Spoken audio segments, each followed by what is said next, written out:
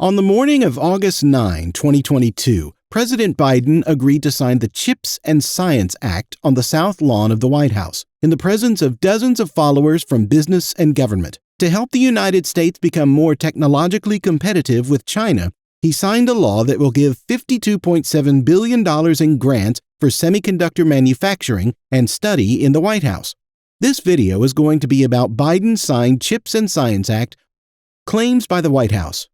The timeline for the U.S. Department of Commerce to draw guidelines for vetting grant applications and underwriting projects is still unknown as of Biden's speech. The future is going to be made in America, Biden said, calling the measure a once-in-a-generation investment in America itself. The decision to sign the microchip bill, which took years to get through Congress, was attended by some Republicans in addition to Vice President Biden here on the White House lawn. Participants included the governors of Pennsylvania and Illinois, as well as the mayors of Cleveland, Salt Lake City, Detroit, and members of Congress. The White House claimed that the bill's success encouraged fresh semiconductor investments. According to the report, Qualcomm on Monday signed a contract to purchase an extra $4.2 billion in microchips from GlobalFoundries' New York inventory. The White House also highlighted Micron's announcement of a $40 billion memory chip design, saying this investment was planned with expected funding from the CHIPS bill and would increase U.S. market dominance from 2% to 10%. Reaction of the Chinese government. Liberals claim the bill gave too much money to semiconductor manufacturers that had closed factories in the United States despite their success. But Biden argued Tuesday this law is not handing out blank checks to companies. The act was drafted to address a nagging scarcity that had impacted numerous industries, including the automotive, armaments, laundry, and entertainment sectors. As the scarcity of semiconductors continues to hurt automakers, thousands of vehicles are still waiting in Southeast Michigan. The law also includes an investment tax credit of 25% for chip facilities, which is worth an estimated $24 billion and is a rare big entry into U.S. industrial policy. This law allocates $200 billion over 10 years to improve American scientific research so that it can compete with China. The investments would still need to be funded by separate appropriations legislation passed by Congress. The Chinese government opposed the semiconductor bill and actively pushed against it. Updates in the CHIPS and Science Act. Key provisions and updates in the CHIPS and Science Act are as follows. Allotment of $52.7 billion for semiconductor incentives. Funding for grants, loans, loan guarantees, and other measurements to encourage domestic semiconductor manufacture will total $52.7 billion over 5 years under the plan. Investment tax credit under the FABS Act. The legislation creates a new 25% tax credit for expenditures on American semiconductor production facilities. Restrictions on China's ability to increase its production capacity. For 10 years after receiving CHIPS-funded or an investment tax credit, recipients of the new clawback provisions in the bill cannot increase their semiconductor production in China.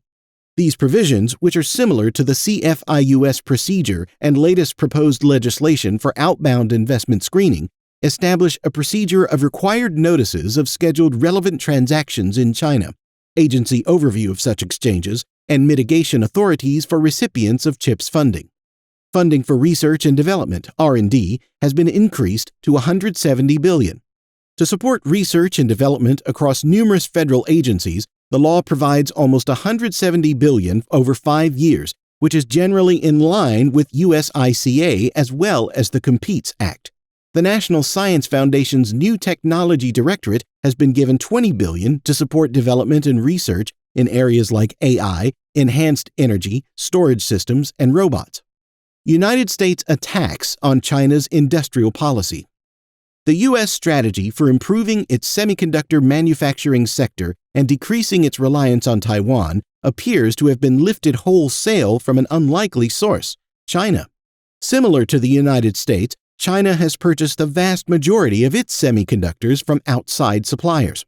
However, recent government spending has begun to alter that.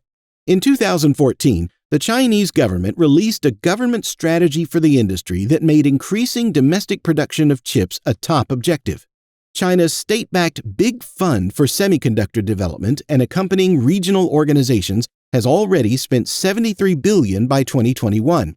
while the U.S. Semiconductor Industry Group predicts that the country will spend $150 billion in the business between 2014 and 2030. China's initiative hasn't been a complete success since, among other things, the leaders of the expanding industry are being investigated for corruption. Nonetheless, the expenditures have allowed the sector to increase its fab capacity, which has led to several advances. In July, the New York Times revealed that SMIC, China's state-owned chip maker, may have built its most advanced semiconductor yet. The chip's small transistors has a width of just 7 nanometers, well within the realm of what is currently considered cutting-edge technology. For perspective, a human hair is about 80,000 nanometers wide. As processors are employed for more complex tasks like artificial intelligence, a smaller transistor's advantages in processing speed and energy efficiency become increasingly crucial. Bringing back chip manufacturing won't be an overnight success for the U.S. There are already signs of traction. In the week since the bill passed, the U.S. company Micron announced a $40 billion investment to build out U.S. fabs, and the Taiwanese powerhouse TSMC has already started building a fab in Arizona, anticipating the bill's incentives. "I think it's a necessary and essential first step," said Orville Schell, the director at Asia Society. To not get the bill would have been a tremendous letdown and really made it look as if the United States was incapable of responding to the challenge that China is now posing. New laws and China's strategy. The new law is an attempt to catch up to China's strategy before it's too late. The Commerce Department will be responsible for doling out the $52 billion to corporations for use in research and domestic chip production. The idea is that public spending will help bring down the relatively high prices of production in the United States compared to Asia. According to Jason Xu, a former legislator in Taiwan and senior visiting scholar at the Harvard Kennedy School, the factors that have made Taiwan's industry so strong include the contentious supply of talent, the integrated ecosystem, and the ability of the United States and Europe to bring down costs to the level of Asia. Another recent law, the Uyghur Forced Labor Prevention Act, has forced U.S. companies to relocate some of their China supply chains. The law deems any product made in Xinjiang to have been produced using Uyghur forced labor, and therefore bans U.S. companies from importing all products and raw materials from the region into the U.S.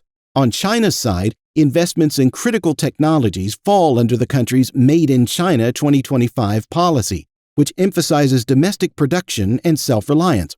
These moves are gradually breaking down not only commerce between the U.S. and China, but important pieces of the global economy and the geopolitics that were built alongside it.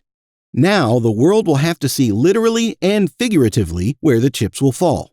To no one's surprise, China has not taken the bill well. According to Zhao Lijiang, a spokesperson for Chinese Foreign Ministry, China is vehemently against it. While the United States has the right to pursue whatever development path it sees fit, doing so in a way that hinders normal technological and interpersonal exchanges and cooperation with China, let alone depriving China of or undermining China's valid development rights and interests, is unacceptable. China may seek retribution. Companies like Qualcomm and NVIDIA, both headquartered in the United States, sell semiconductors and related equipment in China. China may refuse to do business with these firms, jeopardizing a significant revenue stream. Due to the overall worsening of U.S.-China ties and, on the U.S. side, a growing bipartisan agreement on the need to face a rising China, some experts think that a downward spiral in relations between the two countries is inevitable. This tendency is not limited to the semiconductor industry. The United States is increasingly isolating itself from China in an effort to bolster its domestic economy. Increasingly dominated by China, the solar panel, the wind turbine, and battery component sectors will get a combined $60 billion under the recently enacted climate policy. That's all there is for today. Leave us a comment with your thoughts on Biden's signed CHIPS and Science Act. Also, make sure to leave a like and subscribe to our channel if you enjoyed the video, and click the notification bell to never miss our videos. Stay tuned.